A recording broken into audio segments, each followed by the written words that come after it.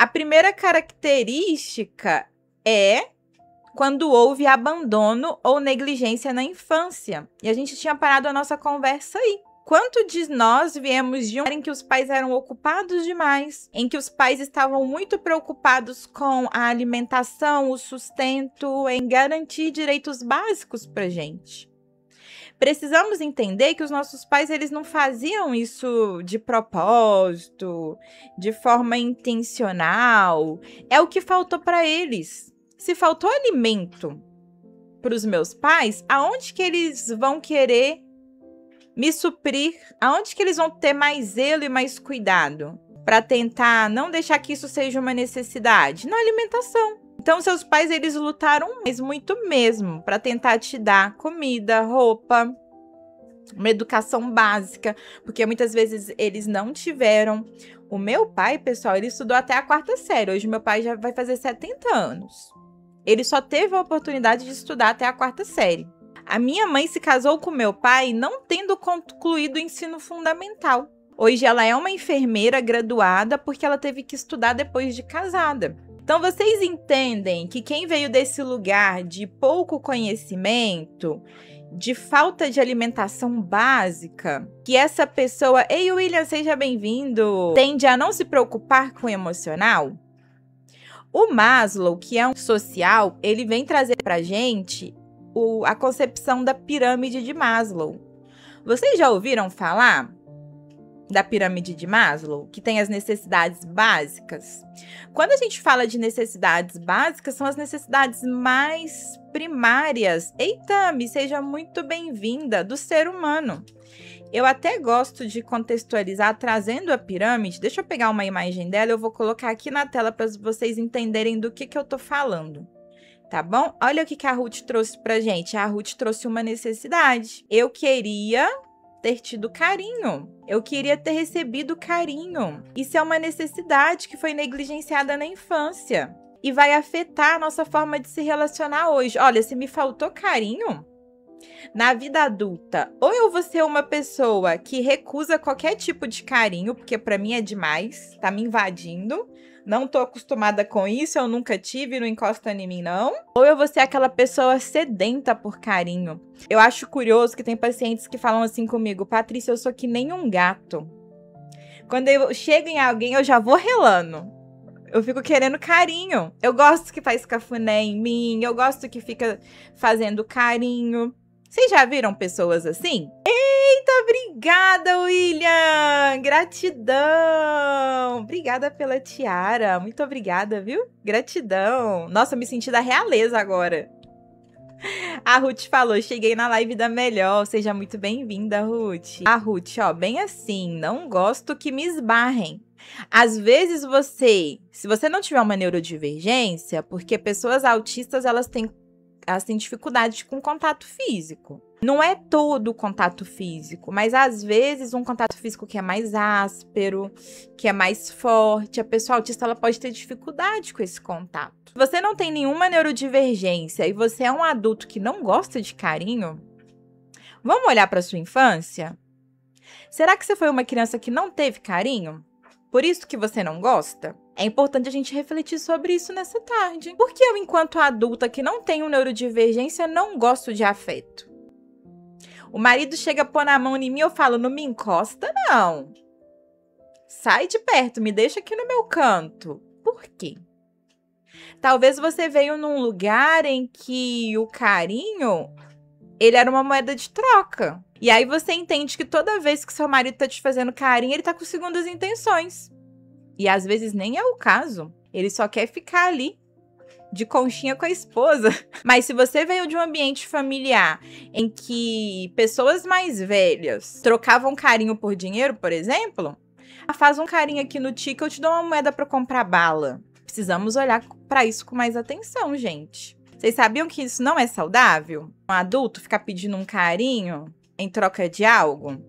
Vocês já pararam pra pensar sobre isso? Aí a Sônia falou, e quando eu gosto até demais? Aí, Sônia, a gente tem 2 vieses. Ou você pode ter vindo de um ambiente familiar muito saudável, em que se tinha muita afetividade e carinho, e você se habituou com isso, que é o esperado. É o que todos nós desejamos. ou você vem de um lugar de faltas. Se você vem de um ambiente familiar em que não houve carinho, afeto, olhar, você pode crescer e se tornar uma adulta que busca muito isso. Eu era muito responsável quando criança, eu levava meus irmãos para a escola. O que mais que você fazia? E cadê a pergunta? Isso, obrigada.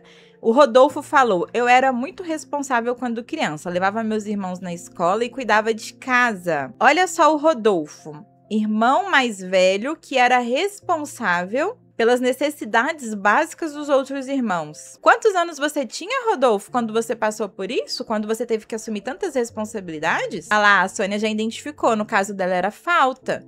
E a Ruth disse, a dependência emocional pode vir através de traumas? Cheque. Sim, sim, sim e sim. Olha para a história de alguém que é dependente emocional. Você vai visualizar aí faltas. Gente, baúzinho liberado, todo mundo pega uma moedinha, ativa o Heart-Me. Quem já ativou o Heart-Me, envia o voto popular, fechou?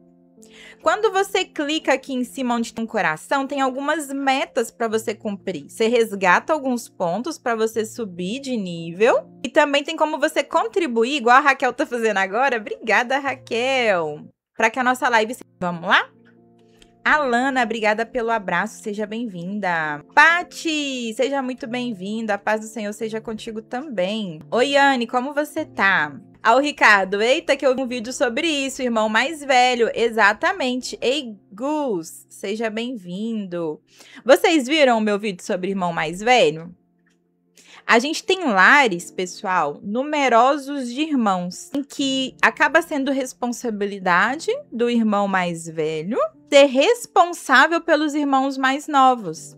Aí esse irmão mais velho, ele ocupa na família o lugar de cuidador, de pai e de mãe. Agora eu pergunto, isso é saudável? Vocês acham isso saudável? Ah lá, a Paty também é irmã mais velha.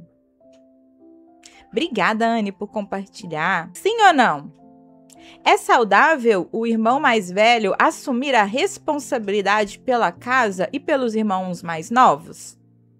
Sim ou não? Kate falou que não, Ricardo não, Roseli disse também que não, Luiz concordou que não, a Ruth, quem cuida também precisa de cuidados, exatamente, Ruth. A Aline falou, foi o que aconteceu com a minha mãe, ela criou meu tio, 12 anos mais novo. LG falou que não, Mona Lisa falou que não. A Tami, por isso, toma cuidado para não fazer isso com a mais velha. Muito bem, Tami, você tá de parabéns. E nem o mais novo.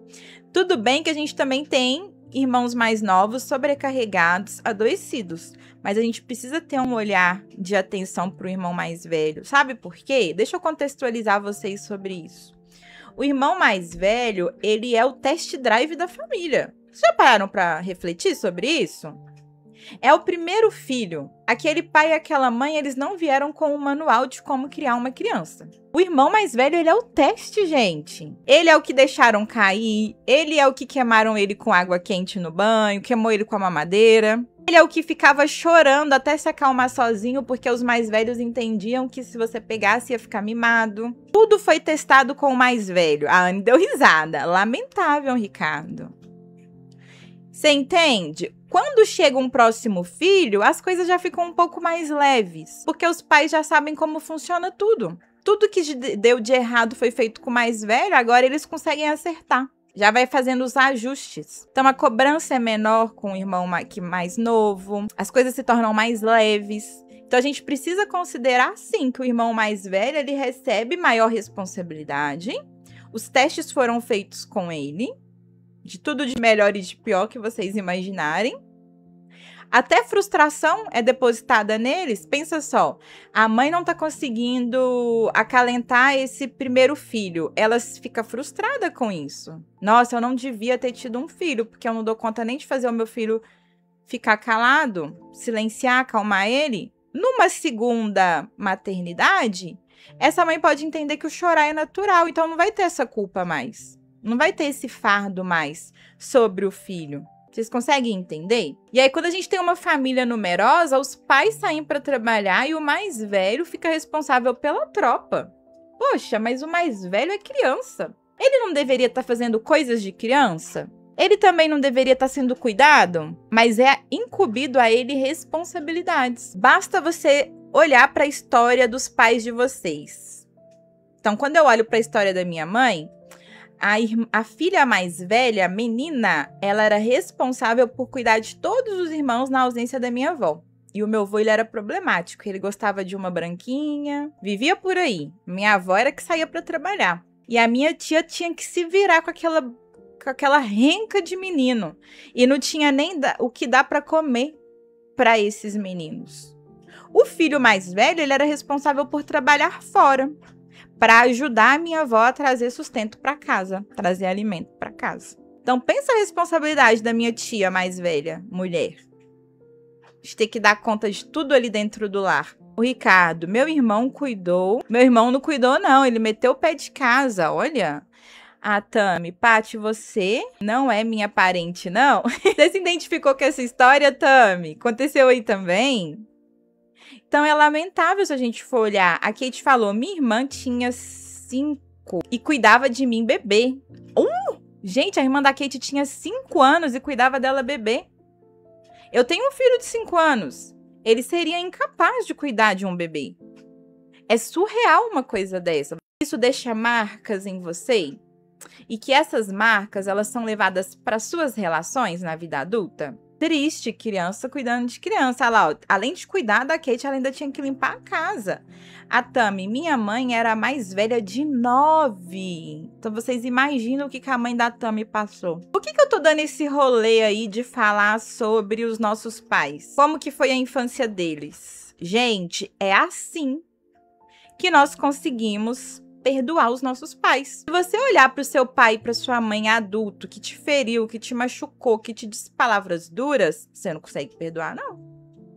Você pensa, ele, o adulto era ela, eles tinham o que eles estavam fazendo. Mas, quando eu olho pro meu pai ou pra minha mãe criança, eu consigo me colocar no lugar deles. Então, eu vou te conscientizar hoje de fazer esse exercício. Você que tem rancor do pai e da mãe, que teve pais muito duros, negligentes, que te abandonaram, que te negligenciaram, que não te deram amor, só te deram punição. Tenta olhar, tenta imaginar como que foi a infância do seu pai e da sua mãe. Tenta pensar um pouco além. Por que eles não conseguiram ressignificar? Às vezes, a gente quer se comparar com os nossos pais. Às vezes a Patrícia pode olhar e falar assim, mas eu como adulta eu não faço essas coisas com meu filho? Por que meus pais não conseguiram ter o mesmo discernimento? Mas a Patrícia, além de ter ido para terapia e olhado para o seu próprio processo, além de ter muita informação correndo nas redes sociais, ela ainda é psicóloga. A Patrícia tem capacidade para ressignificar. Meus pais não conseguem. Meus pais não conseguiram. Porque a infância deles, eles passaram coisas que eu não consigo nem imaginar. Porque eu não vivi o que eles viveram. De ter a barriga que doeu de fome. De dormir sem fazer nenhuma refeição no dia. De sofrer violência dentro de casa. E não só violência física. Eu tô falando de outros tipos de violência também. As mulheres, elas saíam para trabalhar nas casas de família. E elas eram violentadas pelos patrões. Vocês sabiam disso? É uma triste realidade, não é? O Rodolfo disse, hoje em dia meus filhos são totalmente diferentes da minha época. E o meu pai acha que eu tô mimando. E Rodolfo, nessa hora dá uma revolta na gente, porque a gente fala assim, eu passei tudo que eu passei, fui maltratada pra caramba, e hoje, enquanto adulta, eu ainda sou julgada. Meu pai e minha mãe têm capacidade de olhar pra mim e falar que eu tô estragando meu filho. Se a gente olhar nesse viés, a gente fica com raiva. A gente tem que respirar fundo e entender, os tempos mudaram.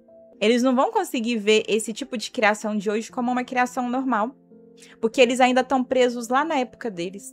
Eles ainda estão presos lá nos traumas deles. Eles ainda estão presos na infância difícil que eles tiveram. Os nossos pais não cresceram, eles são crianças, gente. Já pararam para pensar sobre isso? Que eles conduzem a vida, a forma como eles nos tratam, é como uma criança ferida? É de uma forma infantilizada? Eles não tiveram acesso ao clube do livro acolhendo a sua criança interior como a gente está tendo acesso.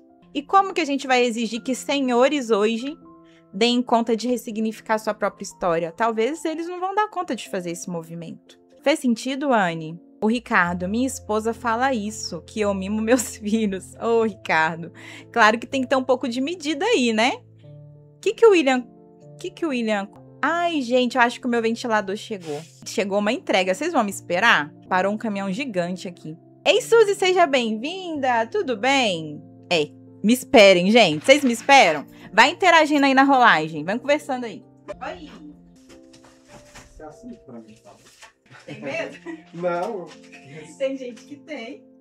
Aonde? Tá. Eu que agradeço. Bom trabalho, viu? Com Deus.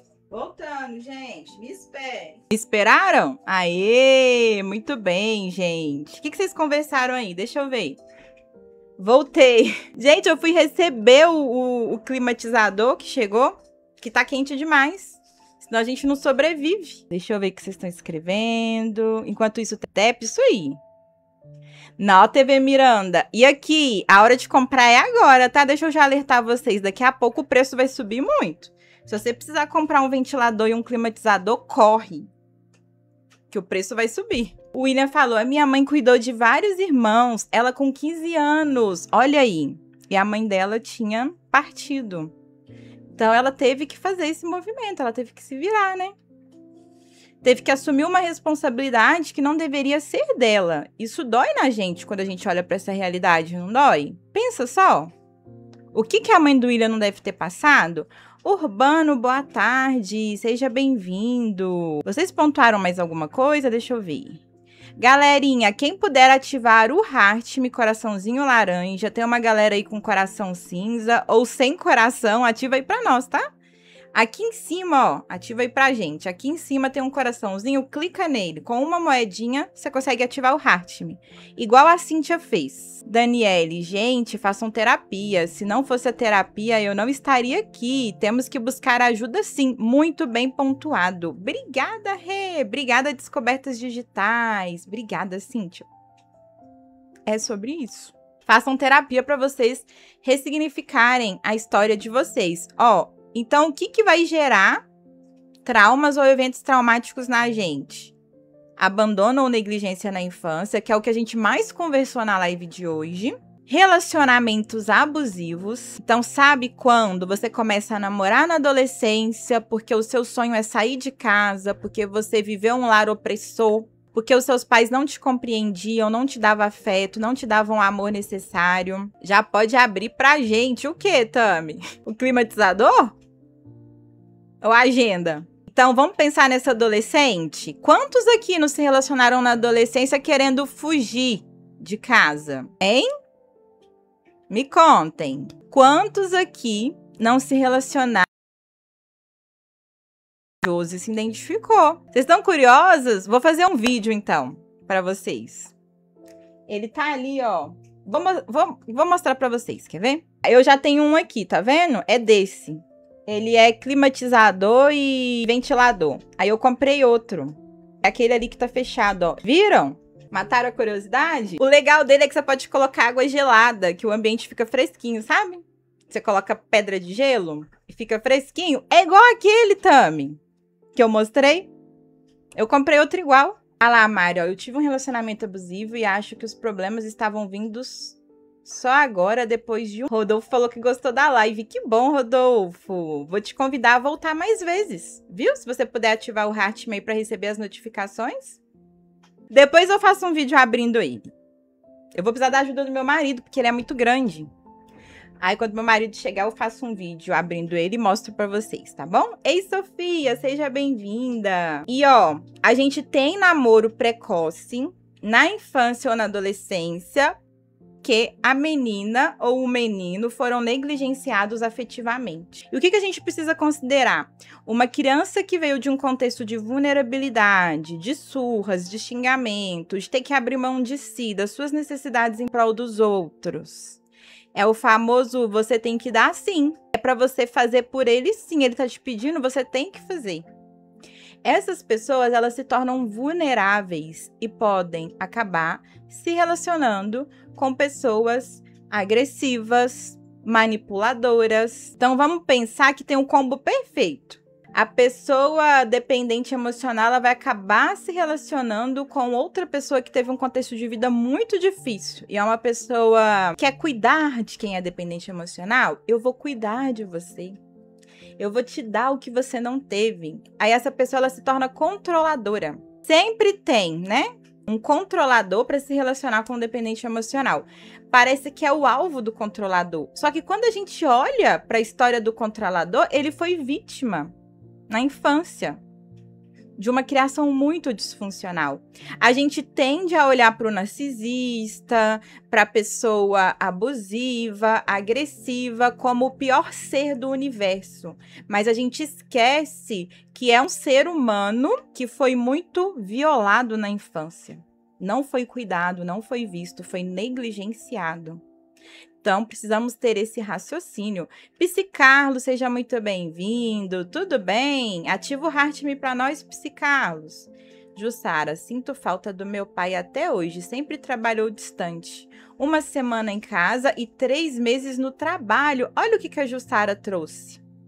No caso da Jussara, me perdoe fazer um parênteses aqui e trazer o seu caso para contextualizar. Espero que você não fique chateada comigo, mas eu gostei do seu exemplo para a gente conversar aqui. Um pai ausente, um pai que passava mais tempo fora do que então a gente tinha ali comemoração na escola e esse pai não podia ir porque estava trabalhando. A gente tem uma ausência paterna.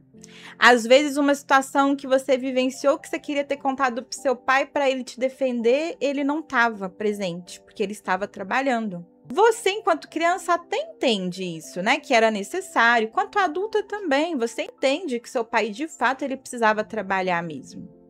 Não é? Mas como que fica suas necessidades? Como que fica a sua criança interior e não ter a presença do seu pai? Essa criança que o pai passava a maior parte do tempo viajando, às vezes era caminhoneiro, pegava obra empreiteiro, né? Passava um tempo fora. Então, essa criança, ela pode desenvolver 2 tipos de funcionamento. Ou ser uma criança durona na queda, tipo, não tô nem aí, não me afetou. Para mim, não receber carinho não tem problema. Eu lido muito bem com isso, que é o perfil evitativo. Aquela pessoa que evita se relacionar, sentir carinho, ser amada. Ela tá sempre ali, durona, em modo hipervigilância. Ela não permite que afetos entrem, porque pode ser muito desconfortável. Ela tem medo de ser abandonada. Ou o oposto, que é a dependência emocional. Então, eu não tive esse afeto do meu pai, eu vou buscar ele em um relacionamento afetivo, numa figura do mesmo sexo. Então, se faltou carinho do meu pai, eu vou buscar carinho de outro homem, para tentar preencher essa falta. Se faltou carinho da minha mãe, eu vou buscar esse afeto em outra mulher, para tentar preencher essa falta, esse vazio que eu carrego. Vocês conseguem entender os impactos disso? Urbano, só queria saber porque essa tristeza me acompanha há anos, não sei mais o que é felicidade. E é que, de fato, você já experimentou a felicidade, Urbano? Quando a gente tem uma tristeza de anos, ouso dizer que está relacionado a algo da infância. Na maioria das vezes, quando a pessoa vem para o consultório que a gente vai avaliar a história de vida, a gente identifica características da infância. Uma depressão prolongada, né, que dura muitos anos, está relacionada a algo que marcou muito a pessoa. Então, pode ter relação com... Entende? E à medida que a gente vai tratando dessa criança que você foi, você se recupera disso e começa a ver alegria na vida. Então, a melhor terapia para te ajudar a lidar com a sua história vai ser a psicanálise ou a terapia dos esquemas. Então, escolha aí entre essas 2 abordagens, tá bom? Suelen, que bom que você voltou. Deixa eu ver. A Elaine falou, mas se meu pai tivesse me dado carinho, eu teria acostumado e também ia querer um homem que desse mais carinho, não acha? Sim, Elaine, mas olha a diferença, olha a cereja do bolo. Eu tive um pai presente, afetuoso, que me falava do meu valor, que me mostrava exatamente o estilo de homem que eu precisaria buscar. Quando você for se relacionar, que tipo de homem que você vai buscar, Elaine? Um homem semelhante ao seu pai, respeitoso, cuidadoso, cavalheiro, gentil. Essa menina, ela está blindada de se relacionar com um boy lixo, porque ela vai buscar um perfil semelhante ao do pai. Se o cara mostrar qualquer característica que não tem a ver com o pai, ela vai, ó, corte Tramontina. Vai dar tchau pro cara. Aí que tá a cereja do bolo. Esse é o ideal. Se eu tenho necessidades básicas sendo atendidas na minha infância, eu vou ter relacionamentos saudáveis. Porque eu entendi que eu não posso receber menos do que isso. E como sair da abstinência do narcisista? Então, a gente vai ter que a gente vai ter que cuidar dessa criança interior. Quem vive na armadilha ali de querer voltar pro narcisista sentindo falta, conseguiu entender que era um narcisista, saiu dessa relação, mas continua com falta. Isso mostra que a dependência emocional ela ainda existe. Então, você vai ter que ir para terapia para tratar a dependência emocional, para conseguir se dar aquilo. A dependência emocional ela é instituída quando eu não consigo me dar necessidades, atender a essas necessidades. E aí eu busco isso no outro, eu coloco no outro essa responsabilidade de me abastecer. Mas esse abastecimento, ele precisa vir de mim. Só eu posso me fornecer isso, para eu me relacionar bem de forma saudável. Entende? Como é que é, Urbano? Pera aí, gente, cadê o resto da pergunta do Urbano? Parece que a coisa é séria. Só chegou uma parte. É difícil carregar tudo isso. Aí depois chegou para mim assim, ó. E nos colocou lá, eu, minha mãe, meus irmãos, isso não chegou. Você envia de novo, por favor? Só para eu entender o contexto. A Bruna, tenho que tentar resolver uma coisa de cada vez. Risos, TCC para o TDAH e psicanálise para os traumas. Boa! Pontuou muito bem. Você é da área? Ah, meu pai nos abandonou. Aí, ó, o Urbano carrega uma dor da infância. Ó, o que trouxeram aqui é muito importante. A gente tratar uma coisa de cada vez. Quando você chega na terapia, a primeira coisa que o psicólogo vai fazer é um rastreio geral da sua história de vida e entender o que mais te prejudica hoje. Então, onde que a gente começa a tratar na terapia aquilo que mais nos afeta hoje? Então, se um paciente chega para mim em terapia totalmente desregulado do TDAH, não consegue estabelecer rotina, tá faltando no trabalho, tá prestes a perder, o chefe já deu advertência e falou, ó, se você faltar mais uma vez, eu te mando embora. Então, onde que tá a urgência? A urgência tá em fazer ele manter o trabalho, conseguir se comprometer, chegar no horário, trabalhar direitinho. Essa é a urgência.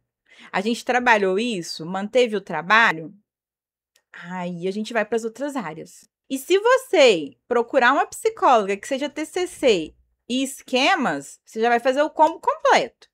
Além de você trabalhar o TDAH, você ainda trabalha os traumas de infância. Eu ainda não sou especialista em esquemas, tá, gente? Eu pretendo ser. Vou terminar minha pós em TDAH, depois eu quero focar em esquemas. Então, lá para 2027, eu serei uma especialista em esquemas. Tá bom? Por hora, eu indico vocês aí para profissionais que trabalham com esquemas, quem tiver interesse. Diácono, seja muito bem-vindo. Tudo bem? Como é que você tá? E Urbano, sinto muito por isso e te pergunto, você faz terapia? Ei, Renata, seja bem-vinda. A Renata, psicóloga, tá na casa. Seja muito bem-vinda, viu? Pessoal, vamos seguir a psicóloga Renata? Gente, ela é maravilhosa. Você gosta da minha live? Com certeza você vai gostar da live dela também. Então, eu já te convido a seguir ela. Obrigada, Kate, pelas rosas. Vamos abraçar ela? Kate iluminou a galeria de rosinhas. Bora abraçar aí a psicóloga Renata para vocês acompanharem as lives dela. Fechou? Quem puder também ajudar com as minhas metas, para a gente conseguir fazer mais lives. Obrigada, Diácono, pelo Heart Me. Vou soltar mais um baú aí, então, para vocês ativarem o Heart Me, quem tiver sem moeda, combinado? Obrigada, gente, pelas rosas. Gratidão. Obrigada. Vocês brilham. Beleza. Então, a gente falou aqui o que é gerador de eventos traumáticos. Vamos falar, então, sobre como o trauma ele aparece nos relacionamentos. Que o trauma ele vai se manifestar nas relações. Primeiro ponto é, número 1, quem estiver anotando aí, presta atenção. Medo do abandono. Então, eu sei que eu passei por eventos traumáticos quando dentro de um relacionamento eu fico com medo de ser abandonada. Não precisa ser um relacionamento conjugal, pode ser um relacionamento de amizades também. Quando a minha amiga faz uma nova amiga, eu logo acho que ela não vai querer mais ser minha amiga, ela vai me largar. Consegue entender? A Jéssica perguntou o que é esquemas.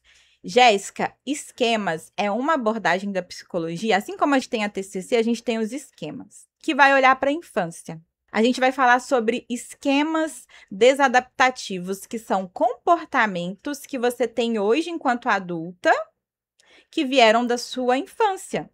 Então, em alguns momentos, ao invés de você responder a uma pergunta como uma adulta, você age como uma criança. Isso são esquemas. Deixa eu tentar dar um exemplo para vocês. O exemplo que eu dei ontem, o meu marido pergunta assim para mim: amor, cadê a chave de fenda? Eu olho para essa pergunta como uma acusação.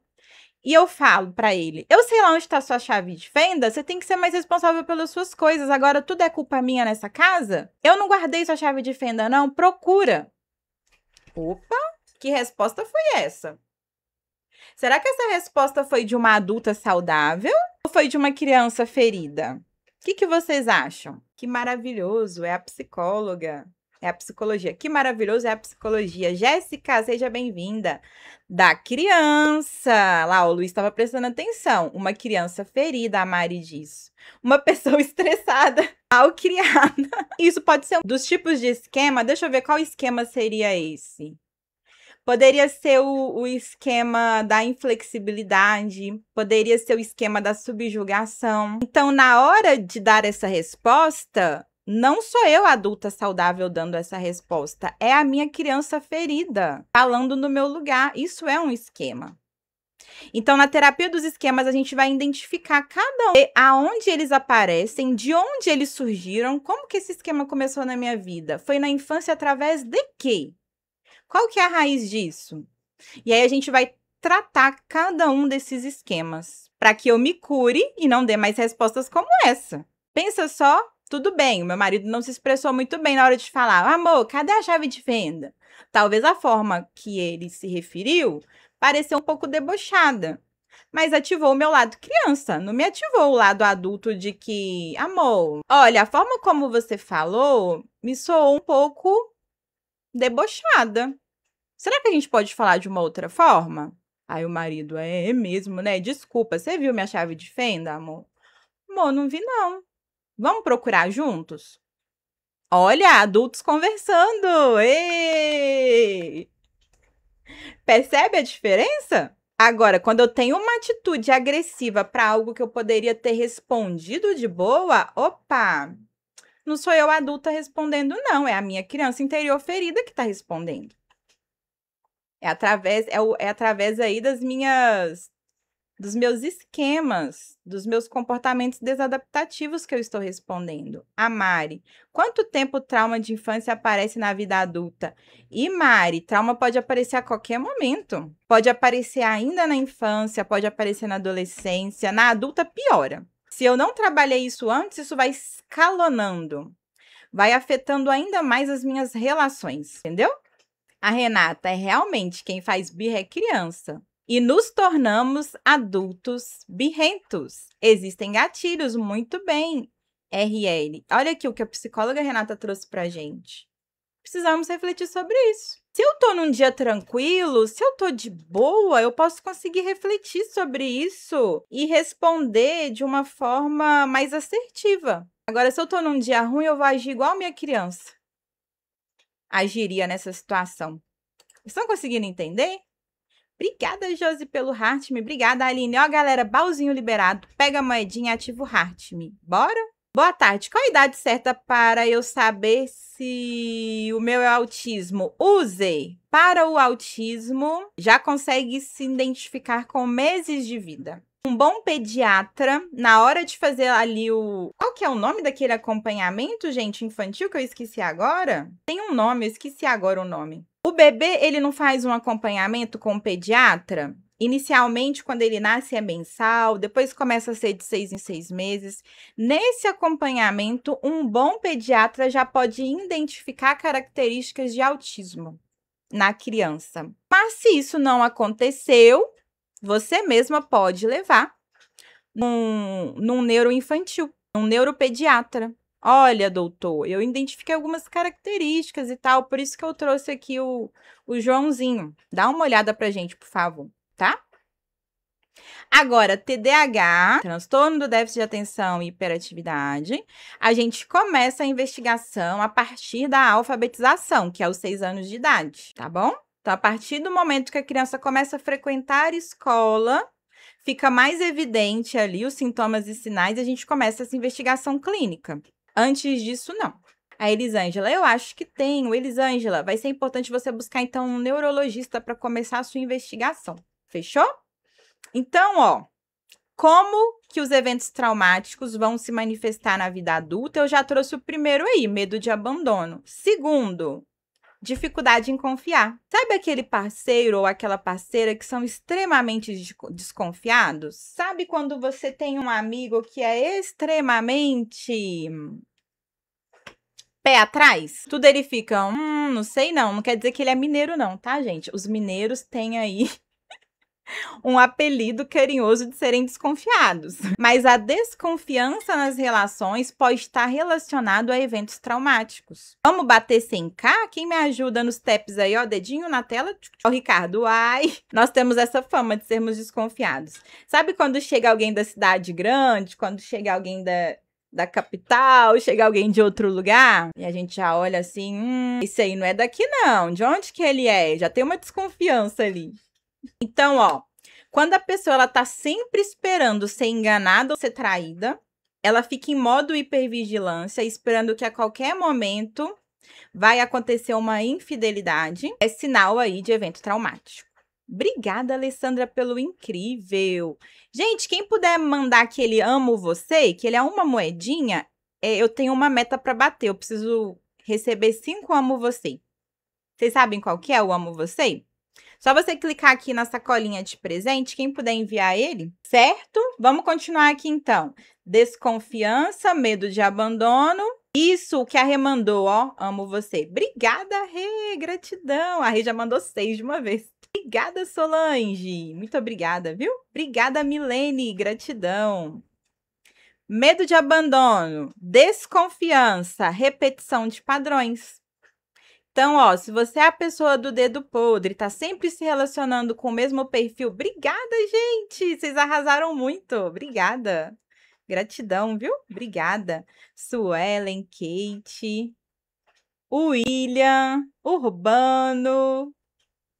Obrigada, gente! Jéssica, Kate, Descobertas. Obrigada. Suelen, Miriam. Muito obrigada, gente, de coração. Obrigada, Kate! Gratidão. Repetição de padrões. Tenho o dedo podre, tô sempre me relacionando com o mesmo tipo de pessoa. Então, eu sempre namoro homens que me largam. Gente, vocês acham que isso é um comportamento saudável? Eu sempre me relacionar com homens que vão embora? Sempre me relacionar com homens que me traem? Eu sempre namorar ou me casar, porque tem gente que sai de um casamento e se enfia em outro, né? Com um homem que me controla, não deixa eu sair de casa, que priva a minha liberdade? Não é normal, né, Mari? Então, isso é um sinal de alerta. A Suelen, eu gostaria de saber. Suelen, não é normal, é muito disfuncional. Isso tá dizendo que eu tô repetindo algum padrão. Talvez esse é um padrão meu, que eu tô repetindo por eventos traumáticos. Esse é um padrão familiar. A minha avó se sujeitava a isso, a minha mãe se sujeita a isso, as minhas tias também se sujeitam a isso. E eu acho que o amor é isso. O amor, ele é difícil, precisa ter rupturas e a gente precisa fazer as pazes. Olha que concepção mais disfuncional quando eu visualizo um relacionamento dessa forma. Mas é assim mesmo, né? Homem é assim. É muito comum mulheres. Curioso, né, que os homens, geralmente, eles têm mais vergonha na cara. Geralmente, um homem se traído, na maior parte das vezes, viu, gente? Eu não tô falando em todos os casos, não, que a gente sabe que tem homens que perdoam. Mas um homem bem resolvido, se traído, ele vai embora. Ele rompe com a relação, ele termina o namoro, ele não aceita esse tipo de conduta. Agora, por que que a mulher sempre está perdoando? Por que será? Será que a sociedade pregou às mulheres que, não, mas os homens eles são muito foguentos. A gente tem que deixar eles dar uma pastadinha na rua para eles dar sossego pra gente dentro de casa? Quem já escutou isso da avó? Quem já escutou isso de uma tia? Não é? As mulheres apresentam mais dependência emocional também, exato. Ela acha que é dependência emocional. Já ouvi essa fala, a Mari disse. Esse é um contexto antigo. As mulheres de antigamente normalizavam a traição masculina. Isso não é nada saudável. Você normalizar a infidelidade, você tem um relacionamento pautado pelo comprometimento, então você não deveria aceitar a infidelidade. Gente, é claro que tem casos e casos, tá? Eu já acompanhei casais que houve uma infidelidade porque passou por um momento delicado, a pessoa foi para terapia, a relação foi restaurada, não teve mais infidelidades a partir daí e o casal segue bem. Tá tudo certo.